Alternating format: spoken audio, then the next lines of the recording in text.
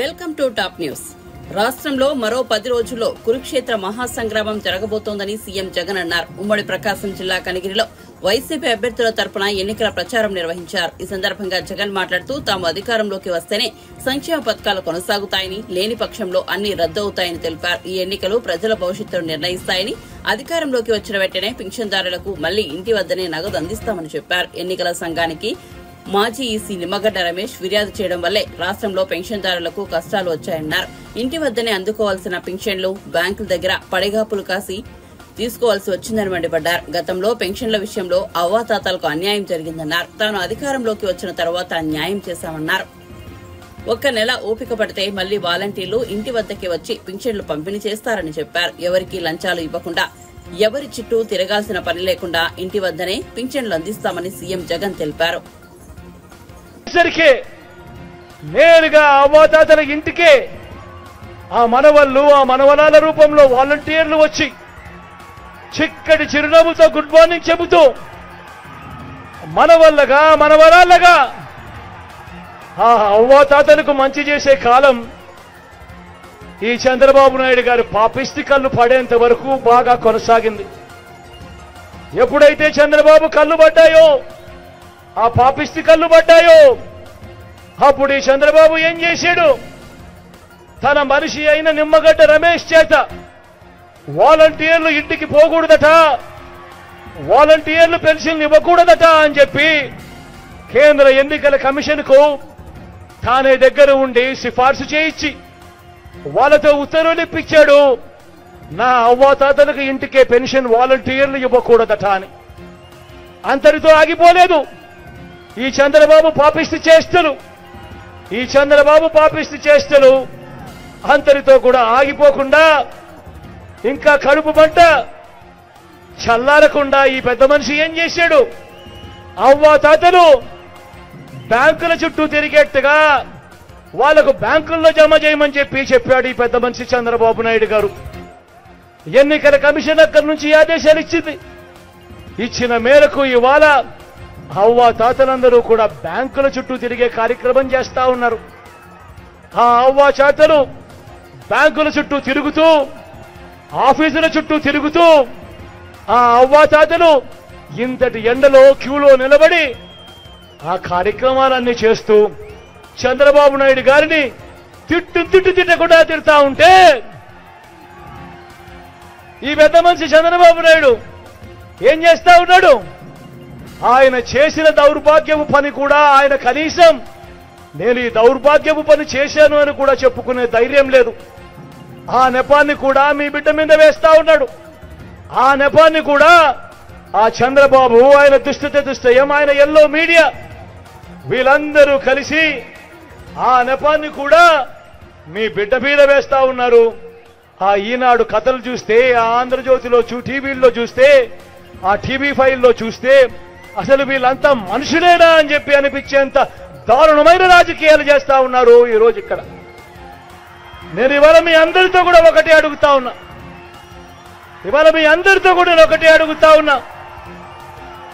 మీ అందరికీ కూడా నేను ఒకటే చెప్తా ఉన్నా. చంద్రబాబు పరిపాలన 14 సంవత్సరాలు మీరు చూశారు. మీ బిడ్డ 58 నెలల పరిపాలన కూడా మీరంతా చూశారు. నేను అడుగుతా ఉన్నా, ఈ 58 నెలల కాలంలో మీ బిడ్డ పరిపాలన మీరు చూశారు. పెన్షన్లు నేరుగా మీ ఇంటికే వస్తా ఉన్న పరిస్థితులు చూశారు. నేను ఇవాళ మీ అందరి సమక్షంలో ఇదే పెద్ద మనిషి చంద్రబాబు నాయుడు గారు నిలదీస్తూ అడుగుతా ఉన్నా. 14 ఏళ్లు చంద్రబాబు నాయుడు గారి పరిపాలన చేశాడు. 3 సార్లు ముఖ్యమంత్రిగా తాను చేశాను అని చెప్పుకుంటాడు. నేను అడుగుతా ఉన్నా, ఈ 14 సంవత్సరాల కాలంలో ఏ ఒక్క రోజైనా కూడా ఈ పెద్ద మనిషి చంద్రబాబు నాయుడు అవ్వాతాతల మీద ప్రేమ చూపించడం కానీ, అవ్వాతాతల కష్టాన్ని చూడడం కానీ, ఆ అవ్వాతాతలకు తోడుగా నిలబడాలని ఏ ఒక్క రోజైనా కూడా అవ్వాతాతలకు ఇంటికే పెన్షన్ పంపించినాడా అని అడుగుతా ఉన్నాను మీ అందరి కరప్షన్లో. గట్టిగా రెండు చేతుల పైకి ఇలా ఇలా ఇలా ఇలా ఇలా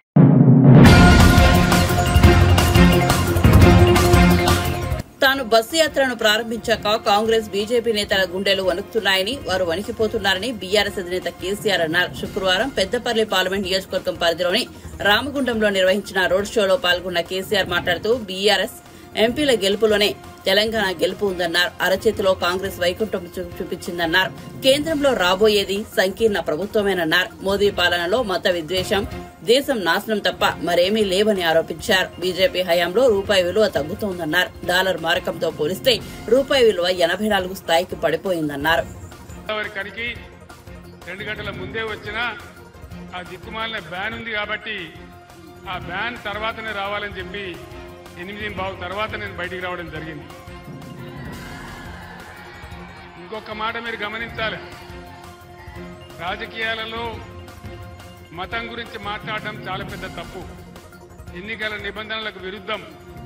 రోజు కేంద్ర హోంమంత్రి అమిత్ షా దేవుని బొమ్మ నెత్తి మీద పట్టుకొని చేతిలో పట్టుకొని ఆయన సభలు మాట్లాడితే అది ఎలక్షన్ కమిషన్ ఆఫ్ ఇండియా కనిపించదు. డైరెక్ట్ గానే హిందువులు ముస్లింలని అడ్డగోలుగా మతాన్ని అడ్డం పెట్టుకొని స్వయంగా దేశ ప్రధానమంత్రి మాట్లాడినా ఎలక్షన్ కమిషన్ ఆఫ్ ఇండియాకి అది కనిపించదు. ఇక ఈ రాష్ట్ర ముఖ్యమంత్రి ప్రజలకు నువ్వు ఇచ్చిన వాగ్దానాలు ఏం చేసినావని మేము ప్రశ్నిస్తే ఆయన ఏం మాట్లాడతాడు, నీ గుడ్డు వీకి గోళీలు ఆడుకుంటాం, నీ పేగులు తీసి మెడలేసుకుంటాం, నిన్ను పండబెట్టి తొక్కుతాం అని మాట్లాడితే అది చాలా సభ్యంగా ఉంది. కానీ చేనేత కార్మికులకు ఒక అన్యాయం జరుగుతున్నదని మాట్లాడితే చాలా ఈ విధంగా అన్యాయంగా చేసినారు. సరే, ప్రజలు నిర్ణయిస్తారు. ఈ ఎన్నికలలో ప్రజలే ఎప్పుడు కూడా నిర్ణేతలు కాబట్టి మనకు ఎలాంటి ఇబ్బంది లేదు. నేను మీ అందరికీ ఒక మాట మనవి చేస్తా ఉన్నాను. 5 నెలల కింద ఈ రాష్ట్రంలో పరిస్థితులు ఎట్లా ఉండే, ఈరోజు ఎట్లా ఉన్నాయి, ఎవరు దానికి కారణం, ఇవాళ చాతగానితనం దానికి కారణం. ఇవాళ పెద్దపల్లి జిల్లాలోనే 50,000 ఎకరాలకు పైగా పంట పొలాలు ఎండిపోయినాయి. ఇప్పుడే ఎమ్మెల్యేలు మనోహర్ రెడ్డి గారు కానీ ఇంకా మిత్రులు కానీ ధర్మపురి ప్రాంతం వాళ్ళు కానీ నాకు చెప్తా ఉన్నారు, 50,000 ఎకరాలకు పైగా పంట పొలాలు ఎండిపోయినాయి. ఎవరు దీనికి కారణం? గత 10 ఏళ్లలో ఎప్పుడైనా ఎండిపోయినాయా? పోయిన 10 ఏళ్లలో పొలాలు ఎండినాయా తెలంగాణలో? మరి ఈరోజు ఎందుకు ఎండుతా ఉన్నాయి? దయచేసి మీరు ఆలోచన చేయాలి. గత 9 సంవత్సరాలలో కరెంటు కోతలు లేవు, కడుపు నిండా కరెంటు ఉండేది. మరి ఈరోజు కరెంటు కోతలు ఎవరు పెట్టినారు? వినబడతలేదు. జై కాంగ్రెసా? ఇలా కరెంటు కోతలు స్టార్ట్ అయిపోయినాయి. పక్కనే గోదావరి ఉంటే తెలంగాణ ఉద్యమ సమయంలో నేను చాలాసార్లు గోదావరి కనిపించిన. గోదావరి కన్నించి ఇటు పోయేది, పైకి ఆదిలాబాద్ పోయేది, మళ్ళీ ఇటు వచ్చేది. పైసా వేయాలి గోదావరిలో అంటే నీళ్లు వెతికి వేసేది.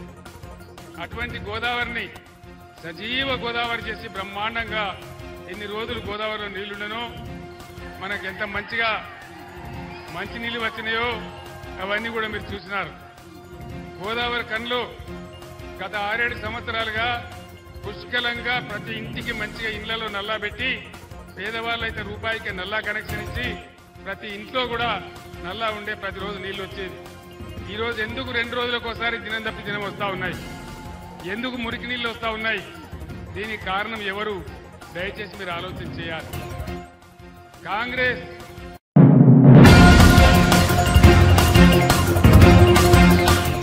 టీడీపీ అధినేత చంద్రబాబు నెల్లూరు సిటీలో నిర్వహించిన కూటమి రోడ్ షోకు హాజరయ్యారు.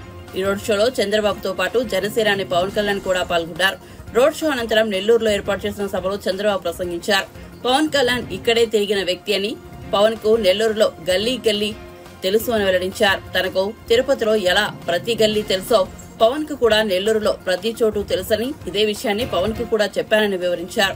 సభకు విచ్చేసిన యువతను చూడగానే పవన్ కు బాల్యం గుర్తుకొస్తుందని అన్నారు. ఈ సందర్భంగా చంద్రబాబు తన ప్రసంగాన్ని కొనసాగిస్తూ చరిత్ర తిరగరాసేందుకు నెల్లూరు తిరగబడిందని పేర్కొన్నారు. ఇక్కడే చదువుకున్నారు, ఈ సెంటర్ లో మొత్తం తిరిగారు. నెల్లూరు గల్లీ గల్లీ తిరిగిన వ్యక్తి పవన్ కళ్యాణ్ గారు. మిమ్మల్ని చూస్తే మళ్ళీ పాత రోజులు గుర్తొచ్చాయి. నేను అదే వారితో మాట్లాడినప్పుడు ఒక మాట అన్నాను. నాకు తిరుపతిలో గల్లీ గల్లీ తెలుసు, మీకు నెల్లూరులో గల్లీ గల్లీ తెలుసు, అది ప్రత్యేకతని ఇప్పుడే చెప్పాను. తమలో మీ ఉత్సాహం చూస్తా ఉంటే సింహపురి తిరగబడింది, చరిత్ర తిరగ రాయబడుతుంది. ఈ రోజు ఇక్కడ ఒక్కసారి చూస్తే అటు పవర్ స్టార్ పవన్ కళ్యాణ్ గారు,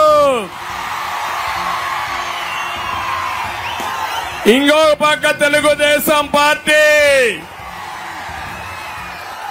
ఇంకో పక్క బీజేపీ భారతీయ జనతా పార్టీ,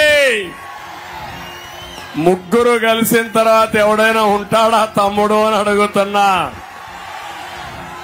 అడ్డం వస్తే తొక్కుకుంటా పోతామా లేదా అని మిమ్మల్ని అడుగుతున్నాను. మీరు సిద్ధమా అని మిమ్మల్ని అడుగుతున్నా. ధైర్యంగా ఉన్నారా అని అడుగుతున్నా. జన సైనికులు సిద్ధమా? మీరు తెలుగుదేశం కుటుంబ సభ్యులు మీరు సిద్ధమా అని అడుగుతున్నా. బీజేపీ నాయకులు కార్యకర్తలు కూడా సిద్ధమా అని అడుగుతున్నా. తమిళలో ఈ రోజు మీరు చూస్తే 13వ తారీఖున వైఎస్ఆర్ కాంగ్రెస్ పార్టీకి డిపాజిట్లు వస్తాయా తమిళలో? నమ్మకమేనా అని మిమ్మల్ని అడుగుతున్నా. నమ్మకం అయితే గట్టిగా చెప్పండి, కూడా చెప్పండి ఎస్ అని. ఇప్పుడే పవన్ కళ్యాణ్ గారు ఒక మాట అన్నారు. ఒక అహంకారి రాష్ట్రంలో ఉన్నాడు, ఒక సైకో ఈ రాష్ట్రంలో ఉన్నాడు, ఒక విధ్వంసకారుడి రాష్ట్రంలో ఉన్నాడు, ఒక బందీపోటు దొంగ ఈ రాష్ట్రంలో ఉన్నాడు. 13వ తారీఖున అంతం చేయడానికి, అంతం పలకడానికి మీరు సిద్ధమా తమ్ముళ్ళు అని మిమ్మల్ని అడుగుతున్నా. ఎందుకంటే ఈ యువత భవిష్యత్తు నా బాధ్యత, పవన్ కళ్యాణ్ గారి బాధ్యత. మీకు బంగారు భవిష్యత్తు చూపించడం మా బాధ్యత. మా మీద మీకు నమ్మకం ఉందా అని అడుగుతున్నా. నమ్మకం ఉంటే చేతుల పైకి సంఘీభావం తెలియజేయండి. పిల్లలు కూడా అటు జనసేన కండువా, ఇటు తెలుగుదేశం పార్టీ జెండా, ఆ ఉత్సాహం చూస్తా ఉంటే ఎవరికి అర్థం కావడం లేదు ఏం జరుగుతా ఉంది సింహపురిలో అని. ఇదే పరిస్థితి రాష్ట్రం.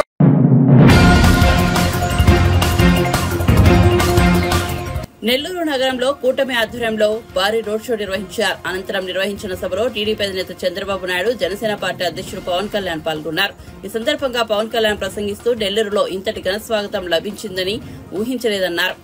తాను ఇక్కడే దర్గామిట్టలోని సెయింట్ జోసెఫ్ స్కూల్ వీఆర్సీలో చదువుకున్నానని వెల్లడించారు. ఆ సమయంలో 2 అంశాలు నేర్చుకున్నానని, పార్టీ పెట్టడంలో ఆ అంశాలు సహాయపడ్డాయని తెలిపారు. 1 దేశభక్తి, 2 తప్పు జరిగితే పుచ్చలపల్లి సుద్దరయ్యలా బయటకొచ్చి గొంతు విప్పి మాట్లాడడం అని వివరించారు. నెల్లూరులో ఫతేఖాన్పేట, మూలపేట, సంతపేట, రంగనాయకులపేటలో తిరిగానని వెల్లడించారు. ఇప్పుడు నా హృదయపూర్వక నమస్కారం. మబ్బుల్లో పరిగెత్తే పిడుగుల్లాంటి జన సైనికులకి, వీర మహిళలకి, యువతకి నా హృదయపూర్వక నమస్కారాలు.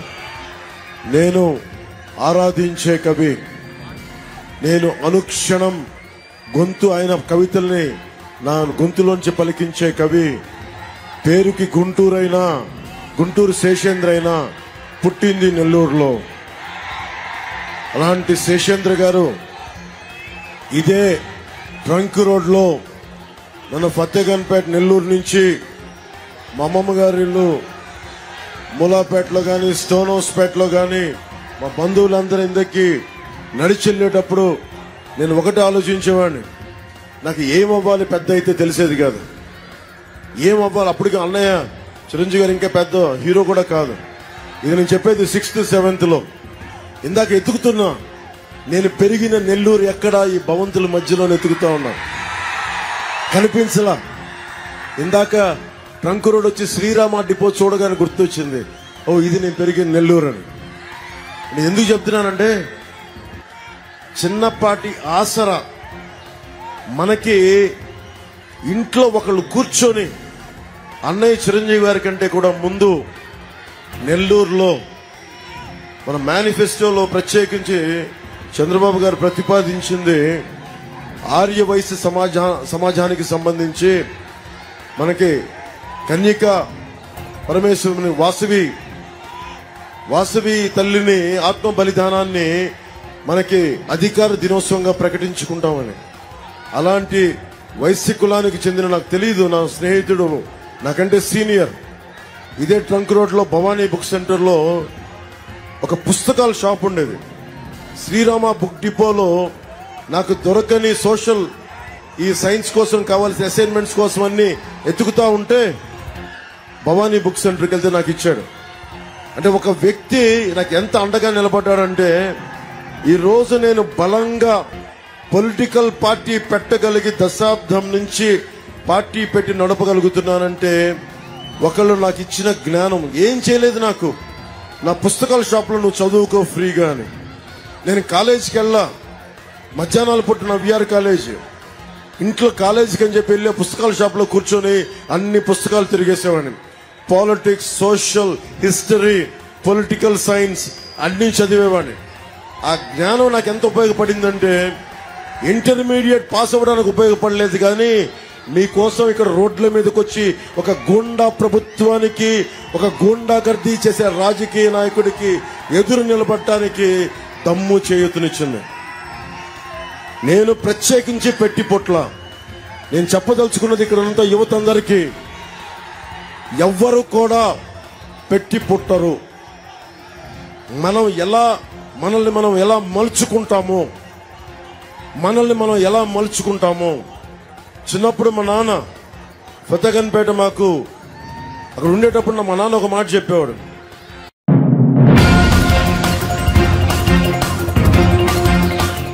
బీఆర్ఎస్ చచ్చిన పాము, బీజేపీ అబద్దాల పుట్ట అని తెలంగాణ సీఎం రేవంత్ రెడ్డి అన్నారు. గుజరాత్ కు ప్రధాని మోదీ లక్షల కోట్లు తరలిస్తున్నారని, అక్కడే వారి మనుషులా, తెలంగాణ వాళ్లు కాదా అని ఆగ్రహం వ్యక్తం చేశారు.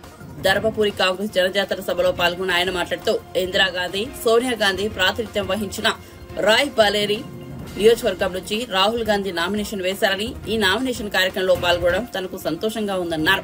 పివి నరసింహారావు ప్రధానిగా చేసిన ఆర్థిక సంస్కరణలే దేశ అభివృద్ధికి కారణమన్నారు. ప్రధాని నరేంద్ర మోదీ టార్గెట్ గా చెబుతున్న 5 ట్రిలియన్ల ఆర్థిక వ్యవస్థకు పివి సంస్కరణలే పునాదులు అన్నారు. అక్కడి నుంచే మిత్రుడు శ్రీధర్ బాబు గారు ఈ రోజు బాధ్యత నిర్వహిస్తున్నారు.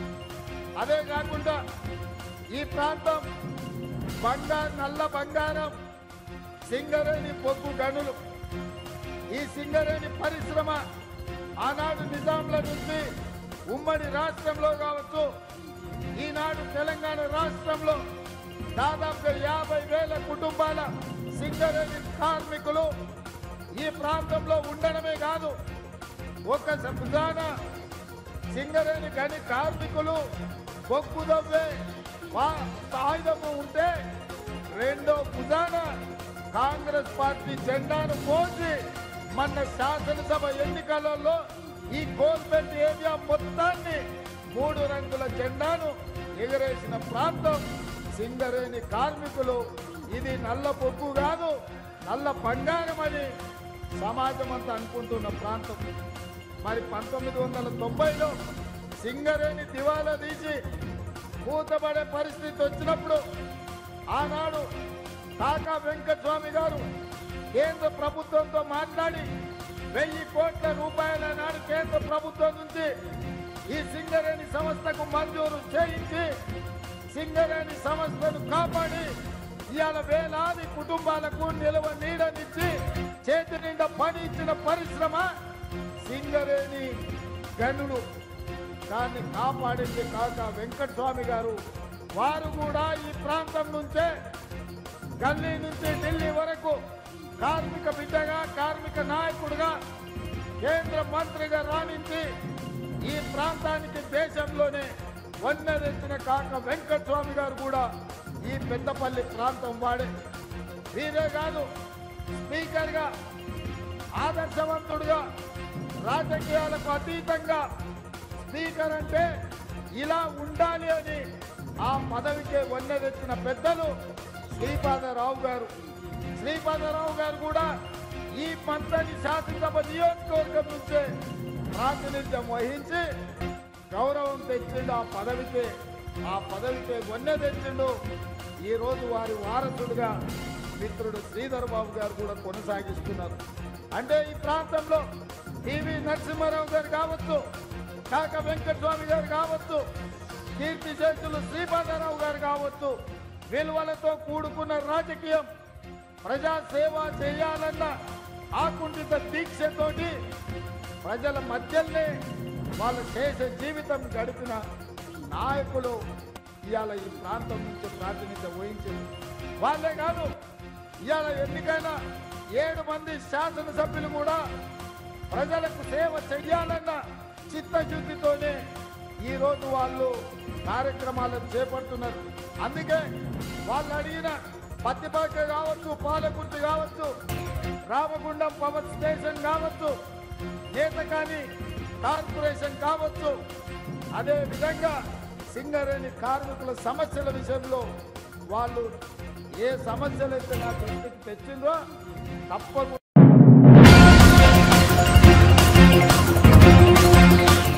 2 లక్షల రుణమాఫీ చేస్తానని రేవంత్ రెడ్డి ఆంధ్రదేవుల మీద ఒట్టివేసి చెబుతున్నారని, ఒకవేళ చేయకపోతే కనుక ఆయన తన సీఎం పదవికి రాజీనామా చేయాలని, రుణమాఫీ చేస్తే తాను ఎమ్మెల్యే పదవికి రాజీనామా చేస్తానని సిద్దిపేట ఎమ్మెల్యే హరీష్ రావు మరోసారి సవాల్ చేశారు. 6 గ్యారంటీలు సహా అన్ని హామీలు నెరవేరిస్తే కనుక తాను రాజీనామా చేసి మళ్లీ పోటీ కూడా చేయనన్నారు. నల్గొండ జిల్లా పరిధిలోని చుండూరులో నిర్వహించిన రోడ్ షోలో ఆయన మాట్లాడుతూ కాంగ్రెస్ పార్టీతో ఉన్నది ఇసుక దొంగలు, కాంట్రాక్టర్లు అన్నారు. బీఆర్ఎస్ పార్టీతో అసలైన కార్యకర్తలు ఉన్నారన్నారు. భువనగిరి పార్లమెంట్ లో గులాబీ జెండా ఎగరబోతోందన్నారు. బీఆర్ఎస్ కార్యకర్తలు 9 రోజులు కష్టపడితే రానున్న 5 ఏళ్లు మీ తరపున కొట్లాడతామన్నారు. కాంగ్రెస్ నాయకులారా, మీరు అక్క చెల్లెల ఓటు అడిగే ముందు 10,000 రూపాయల వ్యక్తిగతంగా ఓటు అడగాలని చెప్పి నేను రెండవ హామీ, రైతులకు 10,000 రైతు బంధు ఇస్తామన్నారు. వచ్చినాయే. కేసీఆర్ 10 ఇస్తుండు, మేము వస్తే 15 ఇస్తామన్నారు. 15 దిక్కు లేదు, 10 దిక్కు లేదు. నేను ఒక విషయం గుర్తు చేయాలనుకుంటున్నా. కరోనా వచ్చినప్పుడు, కరోనా కష్టకాలంలో ఆమ్దాన్ లేదు, ప్రభుత్వానికి ఆదాయం లేదు. కానీ కేసీఆర్ మంత్రుల జీతాలు బంద్ పెట్టిండు, ఎమ్మెల్యేల జీతాలు బంద్ పెట్టిండు, అన్ని బంధు పెట్టిండు. రైతుకు మాత్రం సకాలంలో రైతు బంధు కేసీఆర్ ఇచ్చిందా లేదా? 5 ఏళ్లు టైం మీద పెట్టుబడికి కేసీఆర్ ఇస్తానెట్లా? నీ కొడుకులు 5 నెలలైనా ఇయ్యేట్లా అడుగుతా ఉన్నా. 5 నెలలైనా ఇచ్చిందా? ఇప్పటికీ ఆటన మంది తీయలేదు. మాట్లాడమంటే మాటలు కోడం దాటాయి. ఇదే వెంకటరెడ్డి గారు రైతు బంధు ఏమైంది అంటే రైతులు పట్టుకొని చెప్పుతో కొడతా అంటున్నారు. అంటే మా రైతులు అంత తక్కువ కనబడుతుందా? నిన్న వ్యవసాయ శాఖ మంత్రి తుమ్మల నాగేశ్వరరావు ఏమన్నాడు? ఒక రైతు అడిగిండు, ఏమైనా ఇంకా రైతు బంధు రాలేదని. ఆ మంత్రి అంటాడు, నాకు కూడా వాళ్ళే నీకేనా పడ్డది. మొన్న ఒక మంత్రిని కాంగ్రెస్ కార్యకర్త అడిగింది, మంత్రి గారు నువ్వేమో 5 ఎకరాల దాకా పడ్డాయంటున్నావు, నాది 3 ఎకరాలు ఇంకా వాళ్ళేదు అని అడిగింది. అంటే నోరు మూసుకొని దబాయిస్తున్నది ఆ మంత్రి గారు. అంటే ఇలా రైతు బంధు ఇయ్యే చేతగాని ప్రభుత్వం. నేను ఒకటే అంటున్నా, ఇక్కడ ఉండే రైతులను 5 ఏళ్లు 11 విడతల్లో కేసీఆర్ మీకు టైం మీద రైతు బంధు ఇచ్చింది. మరి కాంగ్రెస్ వాళ్ళకి ఏముంటుంది? ఎన్ని మాయమాటలు చెప్పిండు? రైతుకు 15,000 రైతు బంధు అన్నారు, వచ్చినాయే. రైతుకు 24 గంటల కరెంట్ అన్నారు, వచ్చిందా? రైతుకు 500 వడ్లకు మక్కలకు బోనస్ ఇస్తామన్నారు, వచ్చినాయా? కౌలు రైతులకు 15,000 ఇస్తామన్నారు, వచ్చిందా? వ్యవసాయ కూలీలకు 12,000 ఇస్తామన్నారు. ఒక్కటన్నా ఇచ్చినారా రైతులకు? మన కేసీఆర్ రైతులకు ఓట్ల కోసం చెప్పకపోయినా, ఎలక్షన్ల ముందు మాట ఇవ్వకపోయినా ప్రతి రైతుకు ఎకరానికి 10,000 ఇచ్చింది కేసీఆర్. ఆనాడు కాంగ్రెస్ గవర్నమెంట్ ఉంటే రాత్రి పూట 3 గంటల పొద్దున్న దాకా 3 గంటల కరెంట్ వస్తుంది. కానీ కేసీఆర్ గారు వచ్చినాక మా జగదీష్ అనే నాయకత్వంలో 24 గంటల కరెంట్ ఇచ్చినవా లేదా? కాంగ్రెస్ రాగానే మాయమే. మళ్ళా మోటార్లు కాలుతున్నాయి. మోటార్లు కాలితే 10,000 రైతులు ఖర్చు అవుతుంది. ఏ ఊర్లో పోయి అడిగినా కాంగ్రెస్ వచ్చింది, మళ్ళా మోటార్లు కాలుతున్నాయి అంటున్నారు.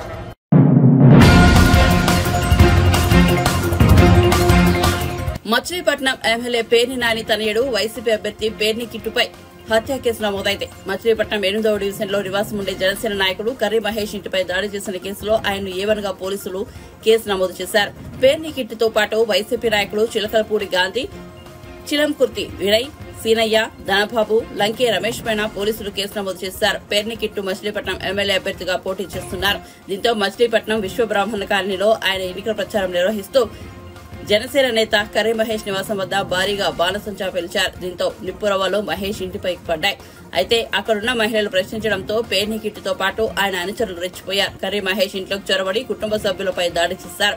ఇదే విషయంలో ఇంటికి వచ్చిన మహేష్ పైన దాడి చేశారు. ఈ కేసులో నిందితులుగా ఉన్న పేర్ని కిట్టుతో పాటు 6గురిపై కేసు నమోదు చేశారు. పేర్ని కిట్టును తప్ప మిగిలిన నిందితులు పోలీసులు అరెస్ట్ చేశారు. అయితే కర్రీ మహేష్ పైన పోలీసులు SC/ST కేసు నమోదు చేశారు. వైసీపీకి చెందిన నాగలక్ష్మి అనే మహిళ ఇచ్చిన ఫిర్యాదుతో మహేష్ పై SC/ST అట్రాసిటీ కేసు నమోదు చేశారు. దీంతో పోలీసులపై విమర్శలు వినిపిస్తున్నాయి. బాధితులనే నిందితుడిని చేశారంటూ కొందరు సెటైర్లు వేస్తున్నారు.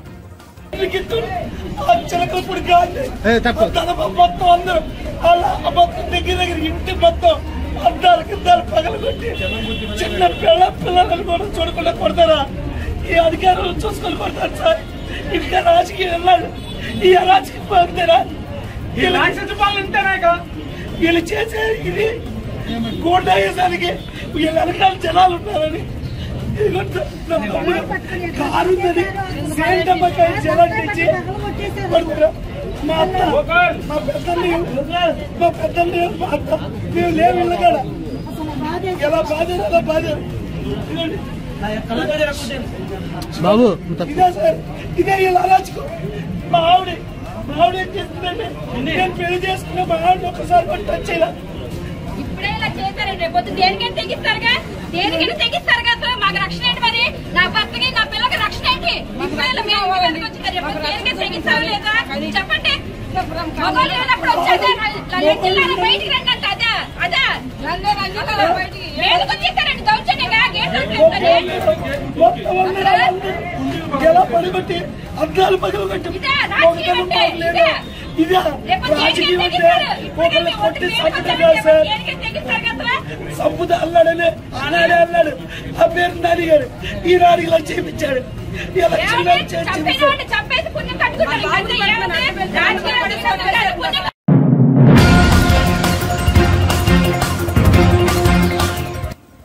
విజయవాడ లోక్సభ స్థానం నుంచి వైసీపీ అభ్యర్థి కేశినేని నాని తన సోదరుడు టీడీపీ ఎంపీ అభ్యర్థి కేశినేని చిన్నిపై సంచలన ఆరోపణలు చేశారు. తనకు ఎలాంటి నేర చరిత్ర లేదని, కానీ క్రిమినల్ చరిత్ర ఉన్న వ్యక్తికి టీడీపీ టికెట్ ఇచ్చిందని విమర్శించారు. అతడు విజయవాడ లోక్సభ స్థానం నుంచి పోటీ చేస్తున్నాడు కాబట్టి అతడి విషయాలు వెల్లడించాల్సి వస్తోందని కేశినేని నాని అన్నారు. అతడు చార్లెస్ శోభరాజ్ ను మించిన గనుడు అని వ్యాఖ్యానించారు.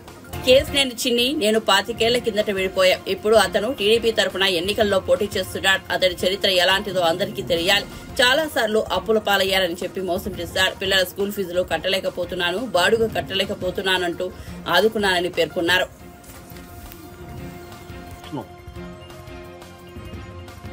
అన్ని అతను చెప్పిన 3 వర్షాలు ఈ స్టిక్కర్ మీద పంపించాడు. భార్య పేరు మీద తప్పులు చేయడం ఎందుకు? అంతకుముందు 2014లో ఆయుష్ హాస్పిటల్ దగ్గర ఒక సైట్ ఆక్రమించాడు భార్య పేరు మీద, చేసిన నాని తమ్ముడు అని చెప్పి. గుంటుపల్లిలో ఒక సైట్ ఆక్రమించాడు. ఇటుపక్క విజయవాడ క్లబ్ దగ్గర ఒక సైట్ ఆక్రమించాడు. నూజివేడ్లో 108 ఎకరాలు 109 ఎకరాలు గవర్నమెంట్ ల్యాండ్ కబ్జా చేయడానికి చూశాడు. ఇవన్నీ నా పేరు చెప్పి, అప్పుడు నేను ఇవన్నీ చేయొద్దు ఇక్కడ నా పేరు చెప్పి నిన్ని వాళ్ళందరికీ ల్యాండ్ వెనక్కి ఇప్పించి ఇతను నా ఆఫీస్కి నా ఇంటికి రావద్దని చెప్పడం జరిగింది. అది నేను చేసిన తప్పు. కాబట్టి నేనేంటంటే ఇవాళ మీరందరూ ఒకేసారి కలుస్తారు కాబట్టి చాలా వరకు కూడా మీడియా అంతా ఇన్నాళ్ళు నేను అనుభవిస్తున్నటువంటి ఒక బాధ, ఎందుకంటే ఏదో నేను ఎంపీగా తప్పు చేసో లేకపోతే ఇంకోటిగా బాధ కాదు. అసలు ఏంటి ఇటువంటి క్రిమినల్ చేరుతున్నటువంటి వ్యక్తికి ఇతని కోసం సరే ఇచ్చుకో నీ పార్టీ నీ ఇష్టం, వ్యక్తికి తెలుగుదేశం ఎన్టీ రామారావు పెట్టి పార్టీ తెలుగుదేశం పార్టీ టికెట్ ఇచ్చి ఎంపీ అభ్యర్థిగా నిలిచిపెట్టిందంటే రేపు విజయవాడ ఫర్ సేల్ పోటీ పెడతారు. నిజంగానే ఏమన్నా తేడా వస్తే విజయవాడ ఫర్ సేల్.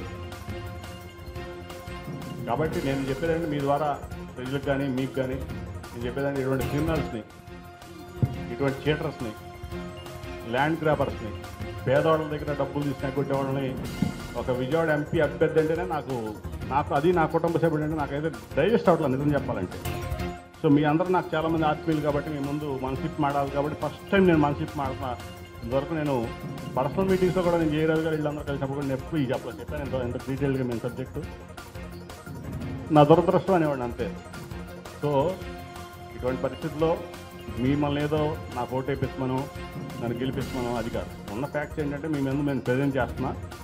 దాన్ని ఎవరు ఏ రకంగా తీసుకున్నా చెప్పాల్సిన బాధ్యత ఈరోజు అతను విజయవాడ ఎంపీ అభ్యర్థిగా ఉన్నాడు, చెప్పాల్సిన బాధ్యత నా మీద ఉంది కాబట్టి ఇవన్నీ చెప్తున్నా తప్ప నాకేదో ఓట్లు పెంచుకుందామనో లేకపోతే అతను ఏదో ఇది చేద్దామని కాదు. ఇవన్నీ ప్రతి ఒక్కరు నేను మాట్లాడిన ప్రతి ఒక్కదానికి డాక్యుమెంటెడ్ ప్రూఫ్ ఇది. కాబట్టి మీరు అందరూ అర్థం చేసుకుంటారని భావిస్తూ ఈ అవకాశం నాకు ఇచ్చిన మీ మన ప్రెస్ కౌన్సిల్ అందరికీ కూడా నా కృతజ్ఞతలు తెలియజేస్తూ సెలవు తీసుకుంటాను. ధన్యవాదాలు.